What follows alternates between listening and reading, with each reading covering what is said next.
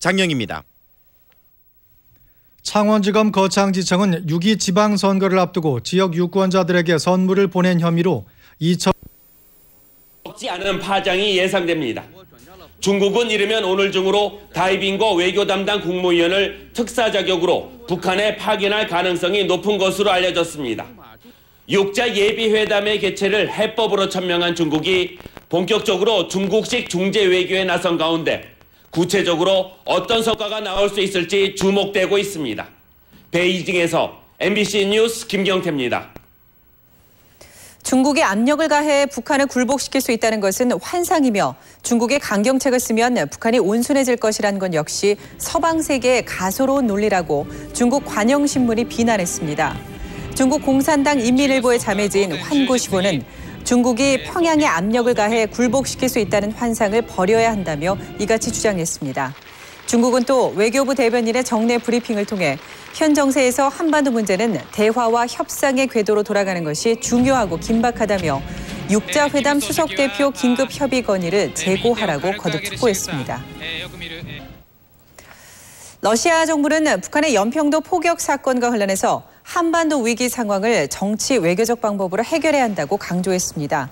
러시아 외부 성명에 따르면 알렉사이 보로다스킨 외무차관은 제임스 스타인버그 미국 국무부 부장관과의 전화통화에서 한반도 지역의 긴장 해소가 중요하며 오로지 평화적이고 정치 외교적 방법으로 해결하는 것이 중요하다고 말했습니다. 러시아의 이 같은 성명은 육자회담 대표협의라는 중국 측 제안을 지지한 것으로 해석됩니다. 한미연합훈련 마지막 날인 오늘 연평도엔 군의 포사격 훈련이 일 것이란 소문이 돌면서 또다시 긴장감이 돌고 있습니다. 현지에서 박찬정 기자가 전해왔습니다. 안개가 자욱하게 끼인 연평도엔 적막감이 감돌고 있습니다. 한미연합훈련 마지막 날인 오늘 우리 군의 포사격 훈련과 이에 따른 북한의 추가 도발이 있을지 모른다는 얘기가 돌면서 또 불안에 휩싸였습니다. 사람들이 막 대표가 막 그래버리니까 나가버리니까 저희도 지금 여기 지금 사실은 좀 무섭죠. 무서워요 사실은. 포탄을 피해 주민들이 떠난 지 일주일 만에 마을은 폐허처럼 변했습니다. 군용 트럭이 쉴 새 없이 오가고 사실상 마을 밖으로 나갈 수 없을 정도로 출입 통제도 심해졌습니다. 취재진도 최소 인력만 남기고 철수해 연평도는 사실상 군사기지가 됐습니다. 북한군의 포격을 피해 연평도를 빠져나갔던 어선한 척이 어제 돌아오긴 했지만 조업을 다시 할 수 있을지는 미지수입니다. 지금 앞으로 문제가 선원이 문제예요, 선원. 조업을 자기가 할 수가 없어요, 선원 때문에. 사람이 없네요. 아무도 안 돼. 누가 배선원대로 올라갑니까, 길을. 50여 명의 주민들을 빼곤 타지 사람과 군인만 남은 섬 연평도엔 불안과 공포가 엄습하고 있습니다. 연평도에서 MBC 뉴스 박찬정입니다. 연평도 주민들 지금 찜질방에서 일주일 넘게 피난 생활을 하고 있습니다. 얼마나 불편하겠습니까? 2주 대책이 구체화되고 있는데요. 그 내용을 장인수 기자가 보도합니다. 연평도 주민들은 어제 인천시가 제시한 임시거주 후보지 2곳을 둘러봤습니다. 후보지는 인천 심곡동의 공무원 교육원과 김포시의 한 아파트.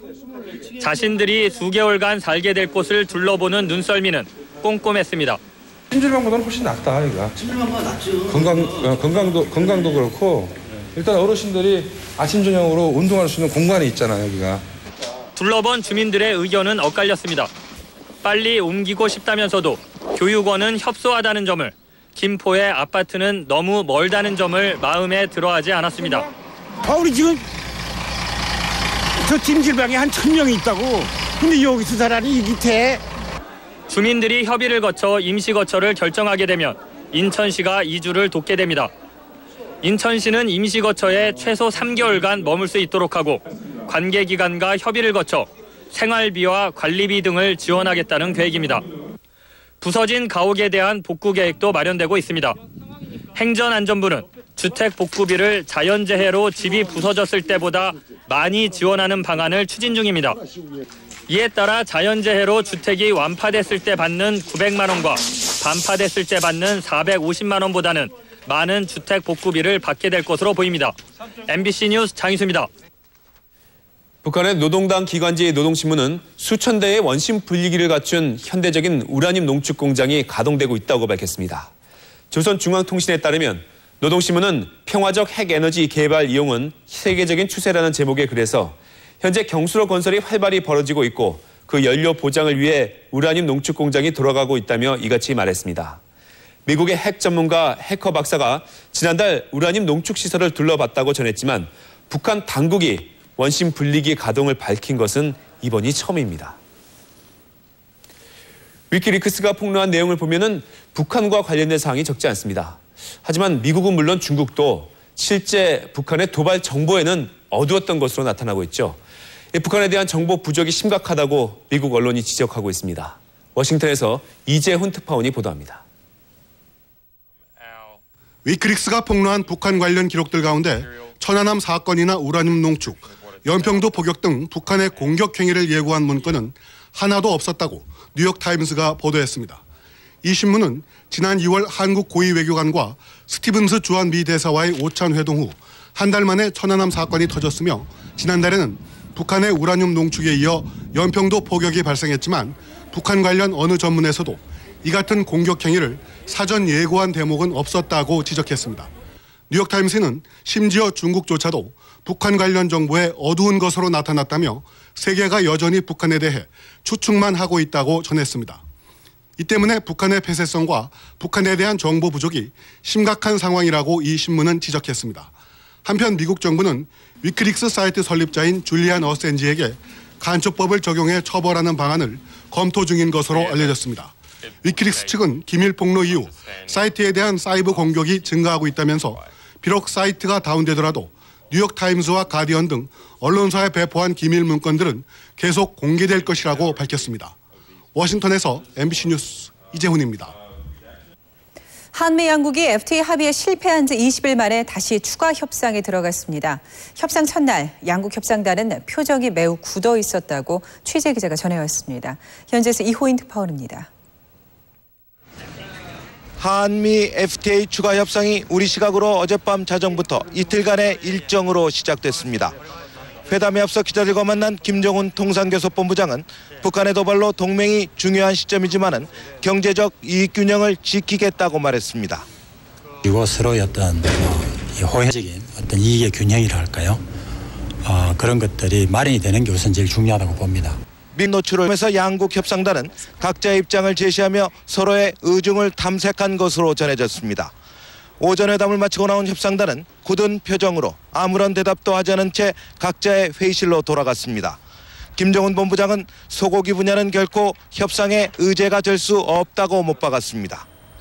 한국산 자동차의 관세 철폐 기간 연장과 미국산 자동차의 안전기준, 연비, 환경기준 문제, 세이프가드 신설 문제가 핵심 쟁점인 거로 전해졌습니다. 세이프가드에 대해 김 본부장은 여지를 열어두는 듯한 입장을 밝혔습니다. 세이프가드를 발동할 수 있는 건 어느 나라나 다 그렇게 하도록 되어 있습니다. 다만 그 이제 발동의 요건이 어느 정도로 이제 어떻게 마련이 되어 있느냐 그런 문제죠. 협상은 워싱턴에서 1시간가량 떨어진 미국 메릴랜드 콜롬비아의 한 호텔에서 진행되고 있습니다. 이번엔 타결지을 방침인 것으로 알려졌습니다. 하지만 양측 모두 정치적 부담이 만만치 않은 게 변수입니다. 미국 메릴랜드 콜롬비아에서 MBC 뉴스 이호인입니다. 경북 안동에서 돼지 농가에 이어서 이번에는 한우 농가까지 구제역에 감염된 것으로 나타났습니다. 초기 방역의 허점이 곳곳에서 드러나고 있습니다. 홍석준 기자의 보도입니다. 경북 안동시청에서 긴급 방역 대책 회의가 열렸습니다. 지지부진한 살처분 작업에 대한 질책이 이어집니다. 아까 그 마취제 부족하다 이거 안 되는 거예요. 그 도에서 해야 돼. 그 도에서 안 나왔으니까 이게 기본이 안 지켜지고 있는 거예요. 안동의 돼지 농가 2곳에 이어 한우 농가 1곳이 추가로 구제역에 감염되면서 살처분 규모가 이틀 만에 3만 8천 마리로 크게 늘었습니다. 그러나 매몰에 필요한 차량과 의약품, 매몰 부지 등이 모두 부족해 축산업계의 불안이 갈수록 커지고 있습니다. 황당한 입장입니다. 그거 가지고 다 잃어버리면 뭐 어디 갈 곳이 어디 있습니까? 구제역이 발생한 돼지 농장 농장주 1명이 이달 초 베트남을 여행한 것으로 확인됐습니다. 안동에서 발생한 구제역이 베트남 구제역과 같은 종류여서 관련성 여부를 조사 중입니다. 방역 당국은 구제역 발생지 반경 10km인 경계 지역 길목에 통제 초소를 설치하는 등 확산 방지에 주력하고 있습니다. 그러나 안동에서 34km나 떨어진 영양군에서도 의심 한우 29마리가 발견되면서 구제역이 이미 방역 통제선을 넘어 확산되고 있다는 우려가 제기되고 있습니다. MBC 뉴스 홍석준입니다. 천신일 세종나무 회장, 그동안 해외에 머물며 검찰의 소환 통보에 응하지 않았었죠. 어제 귀국했습니다. 이르면 오늘 검찰에 자진 출두해서 조사를 받을 것으로 보입니다. 백승규 기자입니다. 어제 귀국한 천신일 세종나무그룹 회장이